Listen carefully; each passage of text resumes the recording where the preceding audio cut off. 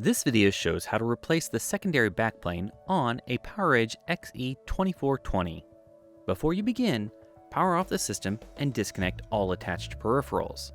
Ensure that you always use ESD protection when working inside the system. To begin, first, remove the system cover. Loosen the blue thumb screw on the front of the system and lift the system cover out. To remove the secondary backplane, disconnect the PCIe and power cables.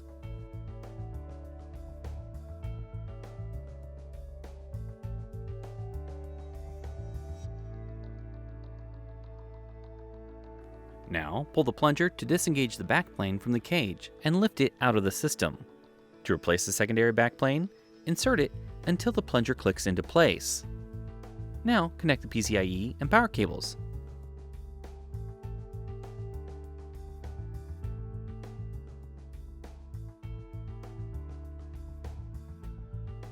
Insert the hard drive into the hard drive bay. Finally, replace the system cover and tighten the blue thumb screw. You have now replaced the secondary backplane on a PowerEdge XE2420. If you need more information or assistance, go to dell.com/PowerEdge manuals.